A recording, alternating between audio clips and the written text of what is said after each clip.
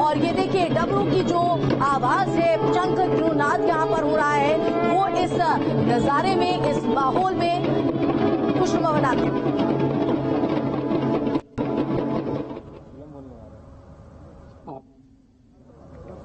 आदरणीय आनंदीबेन पटेल जी, प्रदेश सरकार में मेरे सहयोगी मंत्री, आयुष विभाग के मंत्री, उत्तर प्रदेश राजभवन में उपस्थित प्रदेश की माननीय राज्यपाल आदरणीय आनंदीबेन पटेल जी, प्रदेश सरकार में मेरे सहयोगी मंत्री, आयुष विभाग के मंत्री श्री दयाशंकर मिश्र जी, आज के इस अंतर्राष्ट्रीय योग दिवस कार्यक्रम में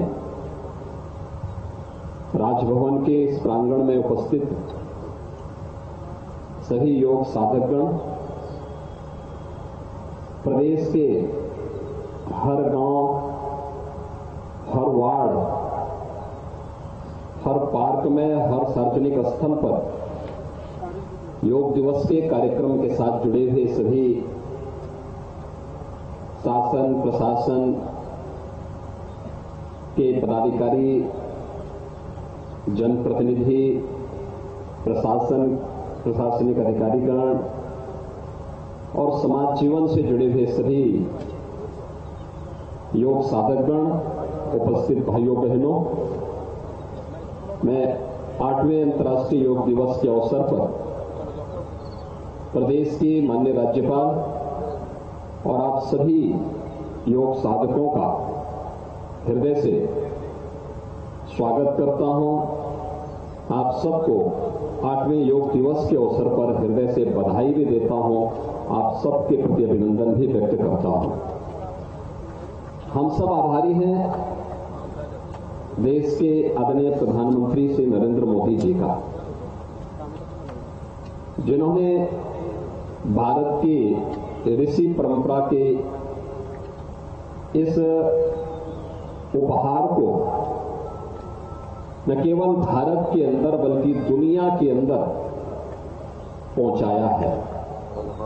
आज जब यह 8वां अंतर्राष्ट्रीय योग दिवस का कार्यक्रम प्रारंभ हो रहा है, तो आज दुनिया के अंदर 200 से अधिक देश इस योग के साथ भारत की ऋषि परंपरा के प्रति, भारत की विरासत के प्रति कृतज्ञता भी ज्ञापित कर रहा होगा। और मुझे लगता है कि यह भारत को अपने विरासत पर गौरव की अनुभूति करनी चाहिए। अंतर्राष्ट्रीय योग दिवस इस बात की अनुभूति हम सबको करा रहा है। आपने देखा होगा कि इस बार का थीम आदरणीय प्रधानमंत्री जी के प्रेरणा से जो दिया गया है, योगा फॉर ह्यूमैनिटी, यानी योग मानवता के लिए। मानवता के लिए किस रूप में? लगभग 2 वर्ष के बाद इस सामूहिक योगाभ्यास का कार्यक्रम योग दिवस के अवसर पर हो पा रहा है। पूरे विश्व ने इस सदी की सबसे बड़ी महामारी को झेला है, देखा है, और कोरोना जैसी महामारी के दौरान सबने इस बात को देखा है कि जिसकी प्रतिरोधक क्षमता मजबूत है वही रोग के सामने टिक पाएगा। भारतीय मनीषा इसी बात को कहती रही है, शरीर माध्यम खलु धर्म साधनम। यानी अगर आपका शरीर स्वस्थ है तो धर्म के सभी साधन अपने आप ही कर्म दर कर्म सफल होते हुए जाएंगे। लेकिन अगर शरीर आरोग्य नहीं है, शरीर रोगी है, निरोगी नहीं है, तो फिर धर्म का कोई भी साधन आपका सफल नहीं हो सकता। यानी जीवन में कोई भी कार्य आप सफलतापूर्वक कर पाएंगे, ये अपने आप में एक प्रश्न खड़ा करता है। और इसीलिए योग का जो पहला नियम है मुझे लगता है वह तो अनुशासन से ही जुड़ा हुआ है। योग हमें अनुशासन में बांध करके यह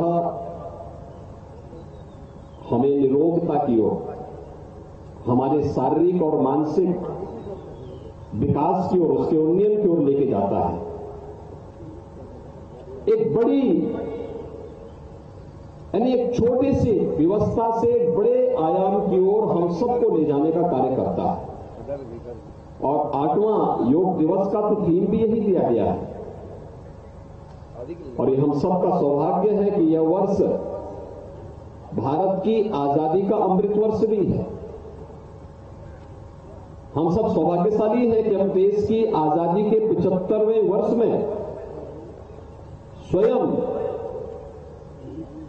इस कार्यक्रम के साक्षी बन रहे हैं। हमने आजादी को तो नहीं देखा, आजादी के आंदोलन में हम लोगों ने सक्रिय रूप से सहभागी होने का सौभाग्य हमें नहीं प्राप्त हो पाया, लेकिन हम इस बात को कह सकते हैं कि आजादी का जब 75वां वर्ष पूरे देश के अंदर धूमधाम से आयोजित हो रहा था, उस आयोजन के साथ हम भी साक्षी बने थे, हम भी इस आयोजन के साथ जुड़े हुए थे। हम ये बोलने के लिए अपने आप को गौरव की अनुभूति करा सकते हैं। और आजादी के अमृत महोत्सव वर्ष में उत्तर प्रदेश ने भी यह तय किया कि आदरणीय प्रधानमंत्री जी ने जब देश के सामने लक्ष्य दिया कि योगा फॉर ह्यूमैनिटी, दुनिया एक तरफ कोरोना महामारी से जूझ रही है, दूसरी तरफ दुनिया ने इस दौरान युद्ध भी देख रहा है, आपसी कलह भी देख रहा है, भौतिकता के पीछे भागती हुई मानवता के उन संकीर्ण स्वार्थों को भी बहुत नजदीक से महसूस कर रही है। उन स्थितियों में उत्तर प्रदेश ने भी तय किया, अगर आप भारत के अंदर आज प्रधानमंत्री जी के आह्वान पर इस योग दिवस में 25 करोड़ योग साधक एक साथ योगिक क्रियाओं को करते हुए दिखाई देंगे, आसन करेंगे, प्राणायाम की क्रियाओं को करेंगे। जो नियमित अभ्यासी हैं वे ध्यान की क्रियाओं को भी इसके साथ आगे बढ़ाएंगे। एक अभ्यास, एक कार्यक्रम के साथ जुड़ना, उत्तर प्रदेश ने भी इस बात को तय किया है कि अगर उत्तर प्रदेश में देश का हर छठा आदमी उत्तर प्रदेश में निवास करता है, तो उत्तर प्रदेश में भी 75,000 से अधिक स्थानों पर, यानी 75,000 से अधिक स्थानों पर ये योग के कार्यक्रम चल रहे हैं। आयुष विभाग ने, हमारे प्रशासन ने, जनप्रतिनिधियों ने, सभी ने मिलकर के इस कार्यक्रम को आगे बढ़ाने के एक संकल्प के साथ आगे बढ़े हैं। और 75,000 से अधिक स्थानों पर एक साथ यह योगाभ्यास का कार्यक्रम आगे बढ़ रहा है, जिसमें 3.5 करोड़ का लक्ष्य उत्तर प्रदेश को दिया गया था। मेरा मानना है कि 5 करोड़ से अधिक लोग आज योगाभ्यास के कार्यक्रम के साथ जुड़ रहे हैं। मैं भी देख रहा था, मैं यहां के कल राजभवन के कार्यक्रम के बारे में पूछ रहा था कि राजभवन में क्या स्थिति है।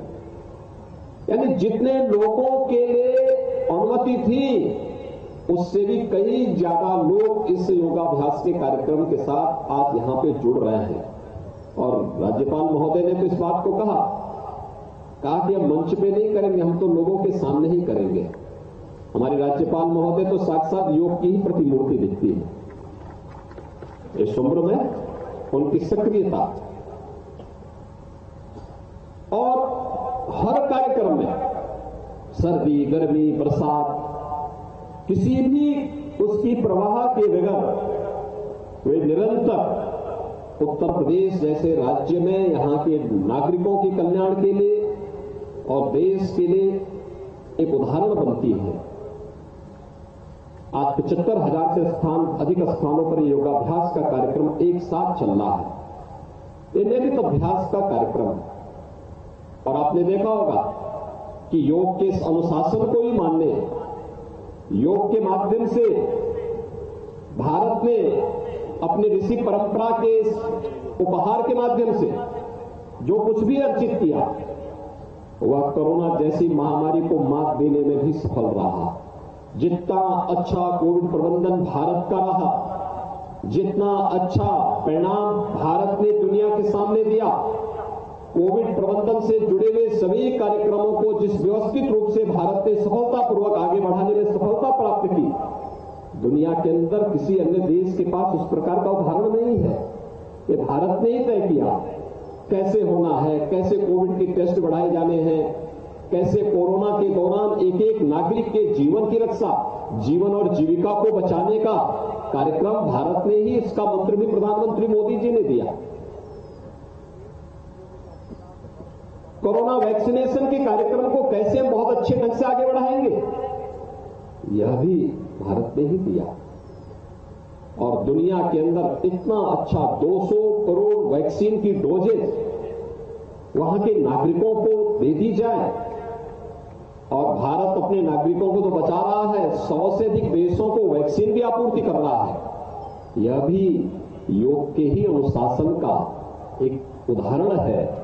और मैं इस अवसर पर प्रधानमंत्री मोदी जी का उत्तर प्रदेश वासियों की ओर से हृदय से आभार व्यक्त करते हुए कि उन्होंने भारत की इस विरासत को वैश्विक मंच पर उपलब्ध कराया, और आज 8वें योग दिवस के अवसर पर कोरोना जैसी महामारी को एक बार फिर से उसे मात देते हुए हम सामूहिक योगाभ्यास के कार्यक्रम में उत्तर प्रदेश राजभवन में यहां पर उपस्थित हुए हैं। इस अवसर पर मैं माननीय राज्यपाल महोदय का प्रदेश भर में जहां कहीं भी कोई व्यक्ति योगाभ्यास के कार्यक्रम के साथ जुड़ा है, कोई मंदिर में है, कोई मस्जिद में है, कोई गुरुद्वारा में है, कोई चर्च में है, कोई किसी अन्य धर्मस्थल पर है, कोई योग संस्थान में है, कोई पार्क में है, कोई गांव के किसी पंचायत भवन में इस योगाभ्यास के साथ जुड़ रहा है, कोई किसी अन्य महत्वपूर्ण सार्वजनिक स्थल पर जुड़ रहा है, उन सभी योगाभ्यासियों का मैं एक बार हृदय से अभिनंदन करता हूं, उन सब के प्रति अपनी शुभकामनाएं व्यक्त करता हूं। और मेरा तो मानना है, हमेशा से जो भारत की ऋषि परंपरा कहती रही है कि न तस्य रोगो न जरा न मृत्यु प्राप्तस्य योगाग्नि मयम शरीरम, यानी उस व्यक्ति पे न बुढ़ापा आ सकता है, न रोग आ सकता है, जिसने योगाभ्यास से प्राप्त शरीर प्राप्त किया हो। और मुझे लगता है कि हम सबको योग के इस अभियान के साथ जुड़ना चाहिए। यही मानवता के कल्याण का एकमात्र साधन हो सकता है। आप सबको 8वें अंतर्राष्ट्रीय योग दिवस के अवसर पर एक बार फिर से मैं हृदय से बधाई देता हूं। आप सबके प्रति अपनी शुभकामनाएं देता हूं। धन्यवाद। जय हिंद। तो लखनऊ के राजभवन से मुख्यमंत्री योगी आदित्यनाथ को आप सुन रहे थे। योग दिवस के इस खास महत्व को बताते हुए कहा कि जिन्होंने योगाभ्यास से शरीर को प्राप्त किया है